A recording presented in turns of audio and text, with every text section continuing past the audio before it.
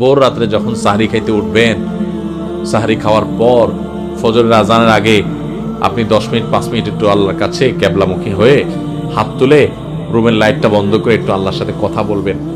মানুষের সাথে বহুত কথা বলছেন, আল্লাহর সাথে একটু কথা বলে দেখেন।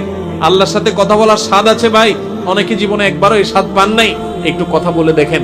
ভোর রাতে সাহরি খেতে উঠলে 10টা মিনিট একটু হাত তুলে কথা বলেন। কিভাবে কথা বলবেন? কথা বলবেন এইভাবে, ও আল্লাহ, কত গুনাহ আমি করেছি, কত পাপাচার আমি করেছি, মরতে আমার হবে, তোমার কাছে যাওয়া আমার লাগবে আল্লাহ। শয়তানের প্ররোচনা করেছি, এই রমজান মাস তুমি কত মানুষকে মাফ করে দাও। নবী করিম সাল্লাল্লাহু আলাইহি ওয়াসাল্লাম বলেছেন, ওয়ালিল্লাহি উতাকাউ মিনান নার ওয়া যালিকা ফি কুল্লি লাইলা। রমজানের প্রত্যেক রাতে আল্লাহ তাআলা অনেক মানুষকে সাধারণ ক্ষমা ঘোষণা করে দেন, যে যাও অমুক অমুক অমুক অমুক, যাও তোমাদেরকে মাফ করে দেওয়া হলো, জাহান্নাম থেকে মুক্ত ঘোষণা করে দেওয়া হলো।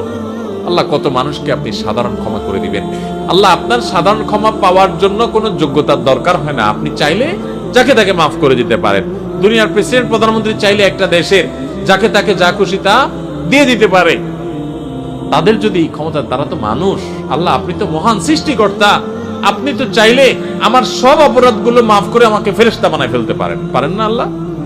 তো আল্লাহ আপনি আমাকে মাফ করে দেন। এটা আল্লাহর সাথে কথা বলবেন।